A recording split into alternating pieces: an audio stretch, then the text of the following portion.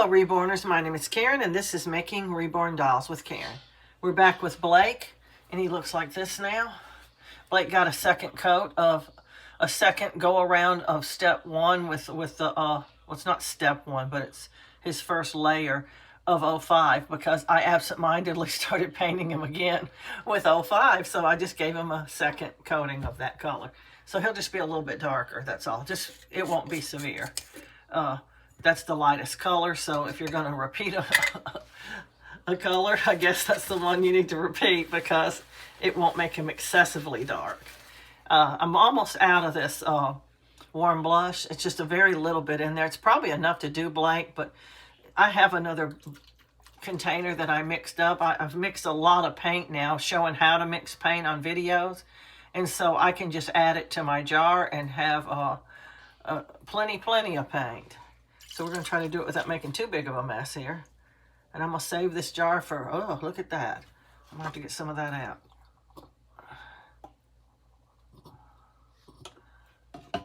I didn't shake it up good, and that's probably mostly thinning medium. It's very heavy and thick, and it can go to the bottom like that. That's why we always shake our paint up. So I'm adding a little extra paint thinner to thin that out and get it out of the bottom of the jar, because we want to have all of our paint and all of our mixtures complete in our jar.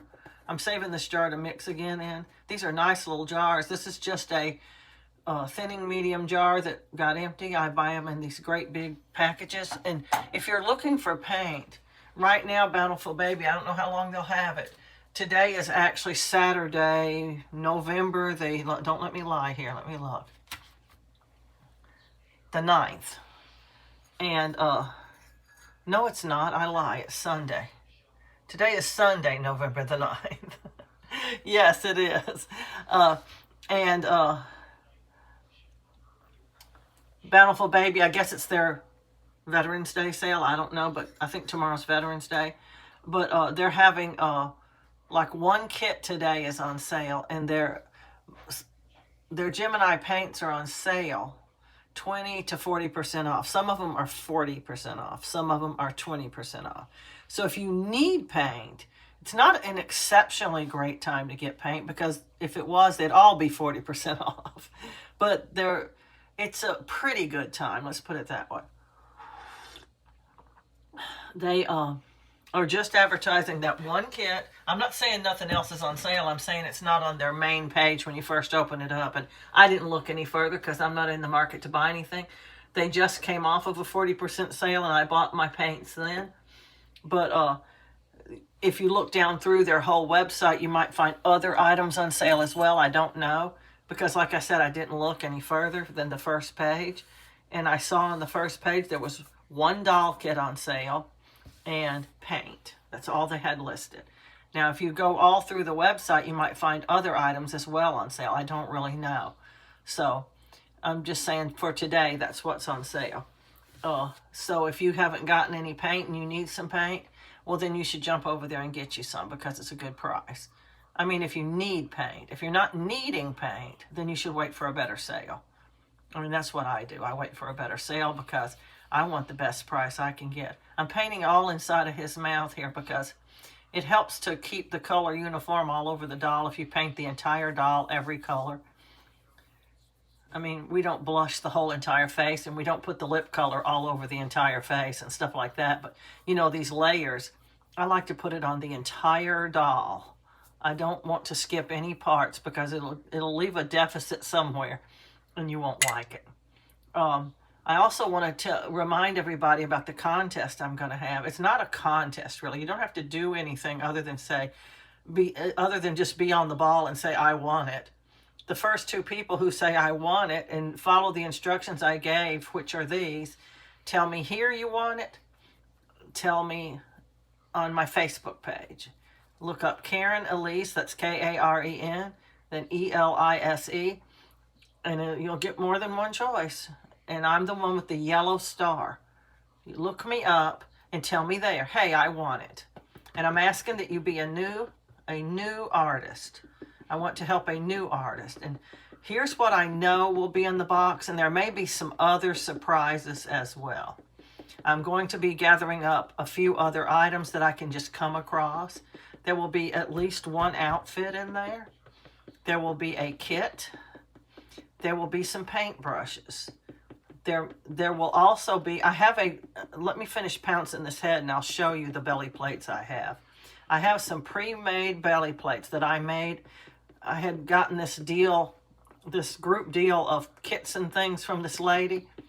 It didn't turn out to be a lucrative deal, but it was a deal and I took it, so I kept it. And I had a lot of belly plates. She had a stack of them. Every kind, I think, that Bountiful Baby sold at the time.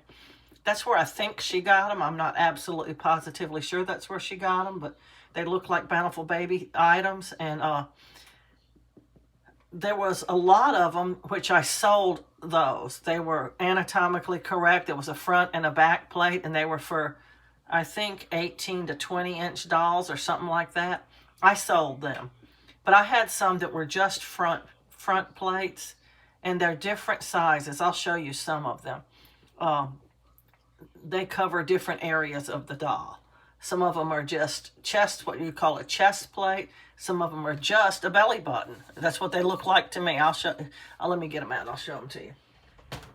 Here is one. I call this a chest plate. Well, this is a belly plate, actually. The chest is not on there. There's no nipples or anything. It's already painted. I painted it a long time ago. It has some blue undertones, and then it's the red over the top. But it's got the belly button. It's got just up to about where the chest would start. So, like if they're wearing a shirt that's untucked or something, you can have a little bit of their belly showing. That's what that one looks like.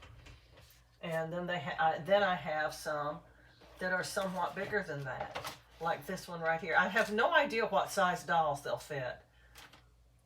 This one is a chest and a belly plate, but it's not anatomically correct. It can be for a boy or a girl. It just stops and doesn't go down to the rest of it. And they have little holes in them. You can see right here where they are, where you can put like a string or a ribbon or something in it. I had done that with some of these belly plates. And here's one of the little belly button plates. It's just a little tiny tummy with a belly button. That's all it is. And I have quite a few of all three of those different kinds. I think that's the only kinds I have here. If I have another kind, I don't know it. But I was planning on sticking some of those in the box as well, which you'd get probably 3 belly plates, one of each kind, and maybe you get even more than that. I don't know. I just want to get rid of them. I don't do them. I don't sell them. There's not a huge lucrative market for belly plates. People just don't want to pay the price. And when you photograph your dolls with belly plates, people go, wait a minute, I didn't get the belly plate when they buy the doll. It says strictly in the ad you're not going to get the belly plate because they're not part of the doll purchase. But people just don't read what you write. They just don't. Now, there's a few people that do, and they hold you to every little tiny detail. But the rest of the people don't even read it, I don't think, because they'll come up with questions like, strictly in the description, you have the length and the weight of your doll, and they go, how much does this doll weigh? It's right in the description, you know. Does it have a COA? That's in the description too, whether or not it comes with a COA. And some dolls, you know, if you get a second or whatever, you don't get a COA. If it's an artist kit, you don't get one. Sometimes if you buy your kits from an individual, they have lost the COA. I can't find the COA. Well, I want the kit anyway, you know. And so you can't offer a COA, so there's that. And then, you know, some people don't even ask about the COA. They don't question you at all about it. I stick it in the box if I have one. But some of them just, they strictly say no COA. And they'll get the doll and they'll go, why didn't you send the COA? It doesn't come with one. It says so in the listing. Oh, I didn't see that. Well, it's in the listing. You're responsible to read it. You know. And it's obvious to me they don't read it because the enormous amount of questions that I get that the information is covered in the description. So, I don't know. Maybe I'm expecting too much out of people to actually read the description you put down. Like I said, there are a few people that read every single word of it. And if you said accidentally, like I use a template for my dolls. And so sometimes there's a tiny little difference in something about a doll from the rest of the dolls. And if you don't remember to go back and change that, they get angry. You said this and it's not so. Like, okay, well, I thought it was obvious from the picture that they didn't have any hair, but okay. You know, something like that.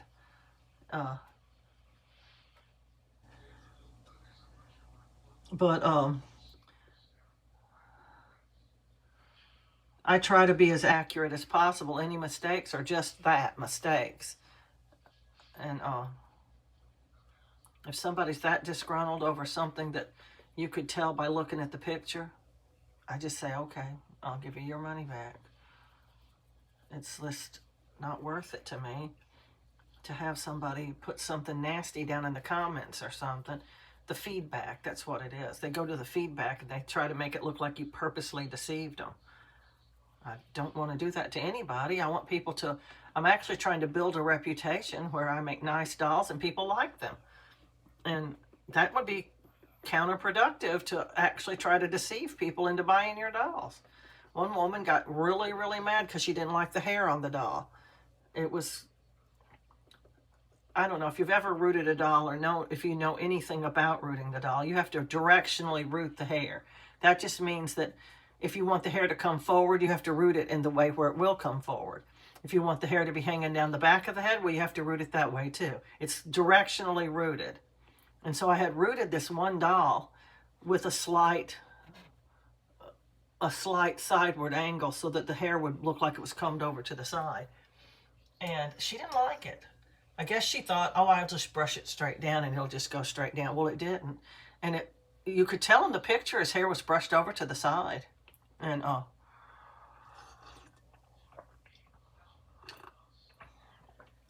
she complained about the hair. And I said, I'm sorry, you don't like the hair. If you'll send the doll back, I'll redo the hair. She said, no, I'm not going to do it. I'm just going to chalk it up to people are going to deceive you and you need to ask a billion questions and ask for multiple pictures extra and stuff like that. She was just being really bad about it. And I offered to, to make it right, but she didn't want me to. She just wanted to put something ugly in the feedback, and she did. Oh, I'm so upset over this doll. Maybe you can see why I'm so upset in this picture. That's what she put down. And I thought, well, okay. You can't control what other people write about you, I don't guess. But they don't give you a chance to defend yourself. Once the feedback is put down, it's just there engraved in stone and everybody can read it. And I had 100% positive feedback, and now I have a neutral. She didn't actually put negative down. She put down neutral. And she said, I decided to keep the doll because I'm going to use it as a reminder that you just really need to really question people and ask for pictures and stuff. And she actually put that in the feedback. And I just thought, okay, that's just, I don't know. If somebody offered me, if I didn't like the doll and they offered me, hey, send it back and I'll redo the hair, I would send it back and let them redo the hair. But she didn't want to do that. She wanted to just be, I don't know. I told her, I said, it was rooted to go to the side. It was rooted to go straight up. That's what she said. But it wasn't. It laid down really good and it went straight to the side. And just like if, you combed your baby's hair over to the side, a little boy's hair, like a little boy's haircut kind of. I used to do it to my little newborn baby because I wanted his hair to, you have to start training their hair almost immediately, or I learned that from my first child. I didn't train his hair, and when he got bigger, he couldn't get his hair to comb over to the side. You're thinking little kid, hair needs to go down to the front, And so when I had my second child, I started training his hair to go over to the side immediately. And every time he took a bath or I combed his hair for any reason, I combed it over to the side.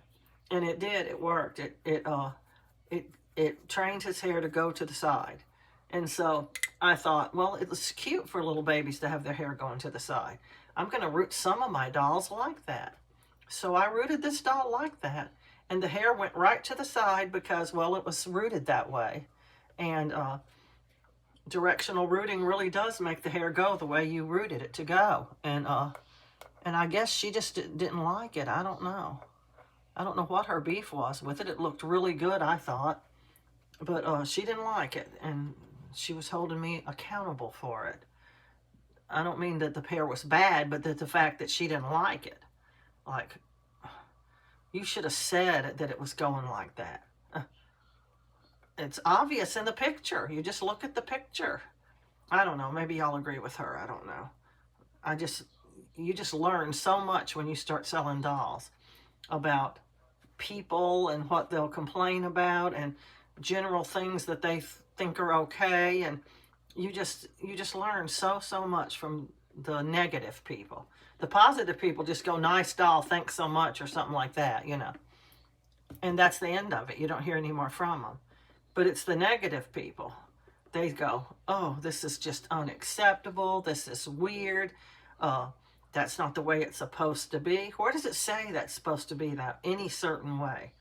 You know, that's what I want to know. Where is it engraved that Reborn dolls have to have their hair coming down to the front? It's nowhere. That's where. Y'all excuse me, I have to drink my coffee. It's getting cold.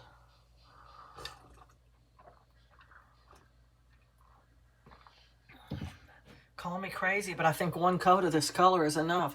It does have a lot of paint in it. If you can see through this jar, you can see the lighter at the top is the paint thinner, and this thick stuff at the bottom is the paint. And it's like half of it. When there's more thinning medium in there, it's probably a little too much thinning medium. And when there's more thinning medium than there is, say, regular paint, it's very thick, and it holds the color to the doll's vinyl a little bit better.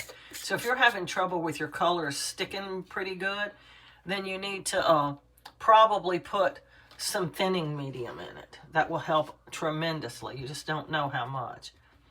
It helps to liquefy the paint when you're putting it into the jar. Like you have an empty jar and you want to mix, let's say you want to mix some warm blush. I always pour a goodly amount of Exodus oil in there. I don't measure it, I just pour some. And when it looks about right, I just stop. I just squirt out of my little squirt bottle.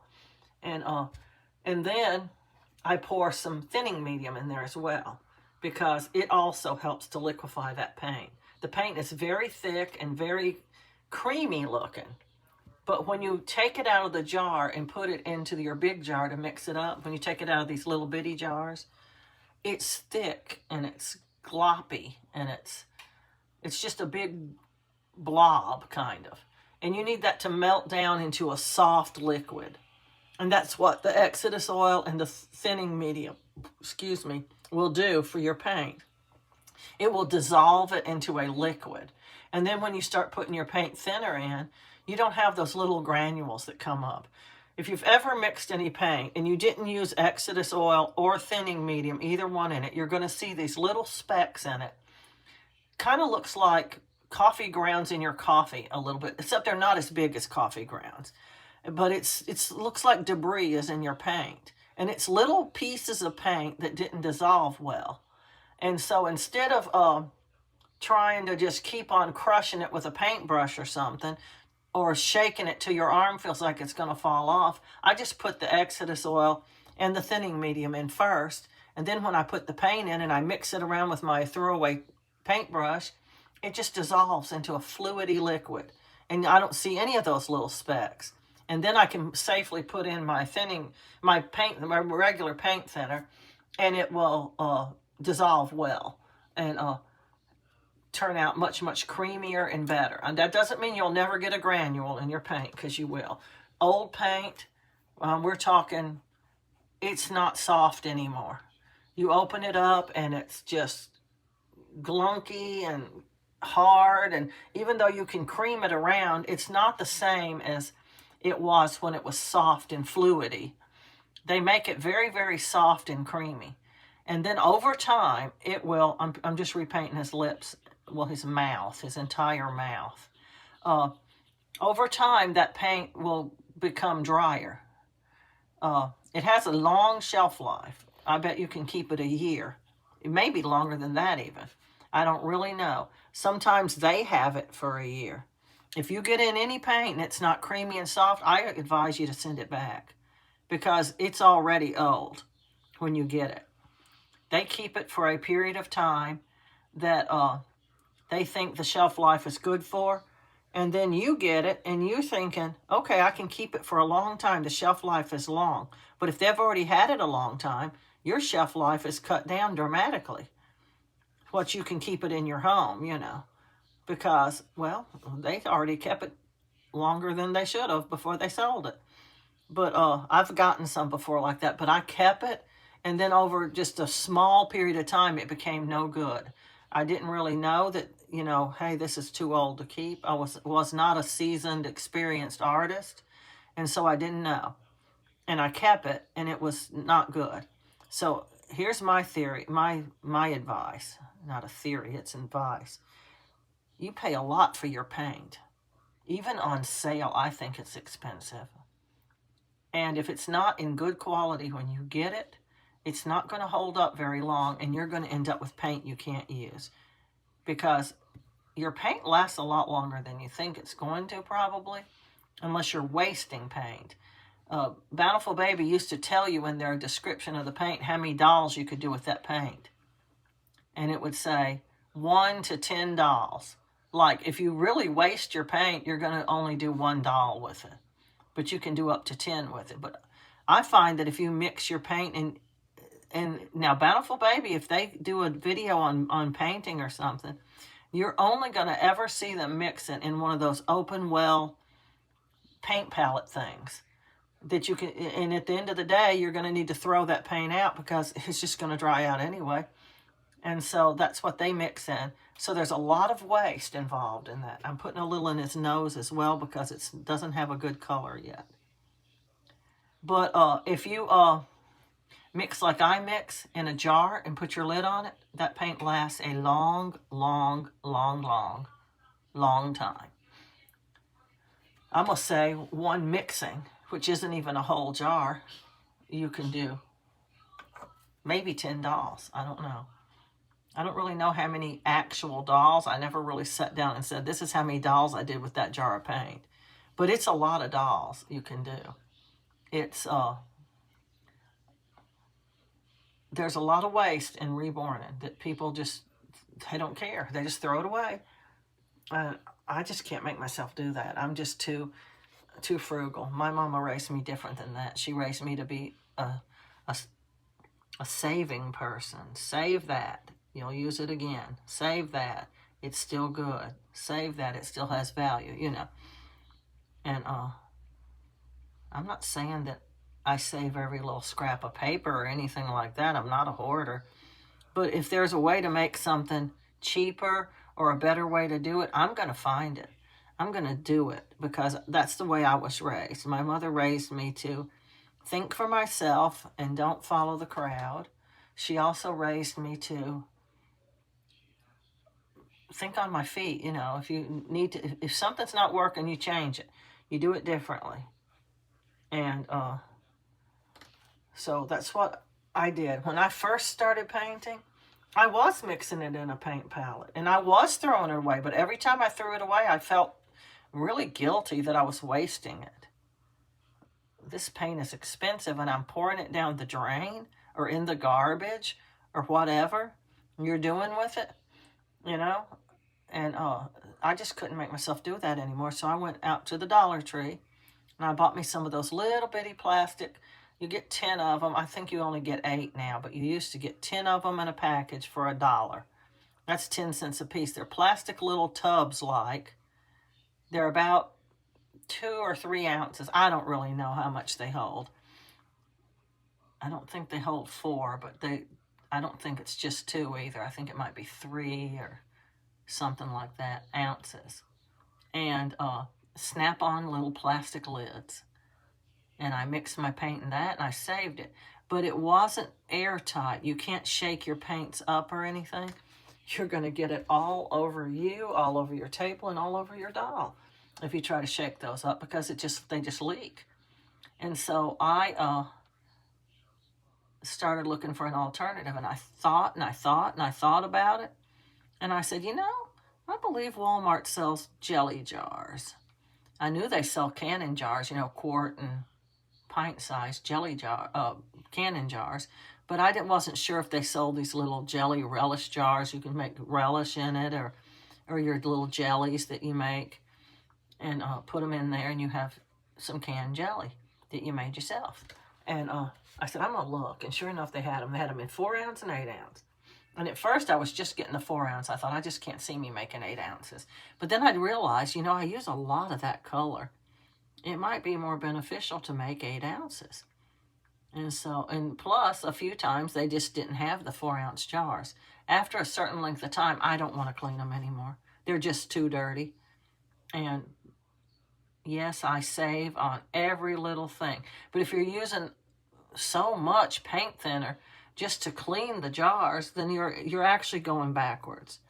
You're not really saving, because the jars are cheaper. A whole pack of 12 jars is cheaper than one of those big jugs of paint thinner. So it's more beneficial if you can't just wipe it out, put a little paint thinner in there and wipe it out. And when I say a little, I mean like the rag is wet. Then you're doing better just to get new jars, because, like I said, the paint thinner is more expensive than the jars are. And I toyed around with some plastic lids for these jars, but they puffed up like they were going to pop off the jar. And I didn't like that they were making a dome on top of the jar. But I just went back to these regular lids that come on them. You can buy those as well. If your lid's too crappy and dirty, just buy some lids. Your rims should be still good. You can just buy the little flat, these little flat, see, it comes in 2 pieces. Because when you can, this piece seals down to the jar, if you know anything about canning at all. Well, that one don't even want to come all the way out. There it goes. This one will seal to the jar, seal. And you have to use like one of those bottle openers to pry it up, and then it's bent and it won't seal again. So if you were going to use your jar again, you'd have to throw this out, and you can get a pack of these at Walmart the next year that you're going to can, to recan in them.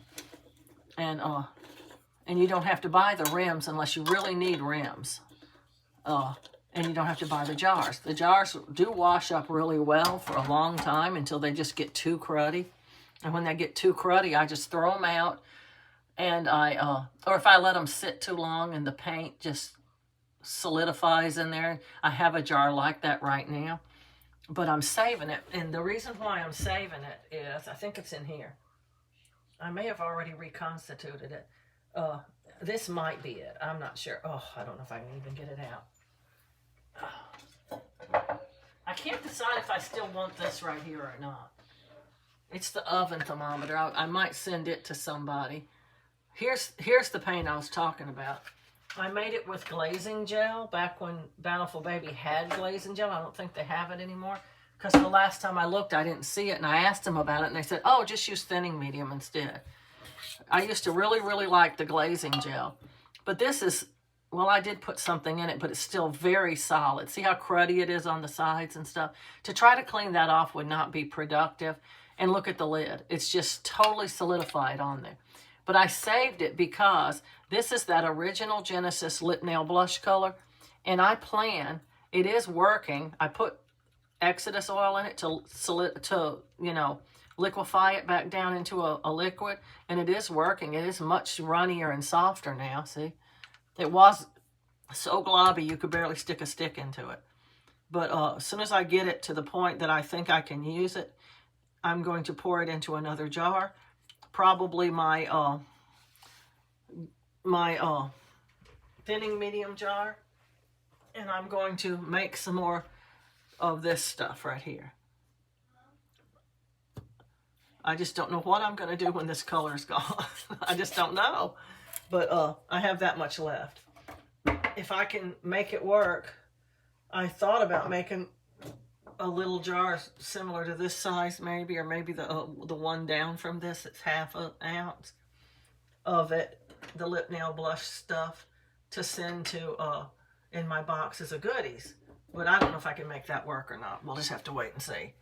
Yeah, it's very beneficial to have something that's the right color already and the right consistency. You just paint it on.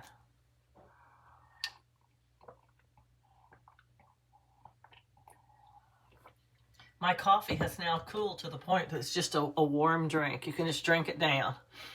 Anyway, we're going to get Blake back in the oven, and when we come back, he's going to be getting his blush layer.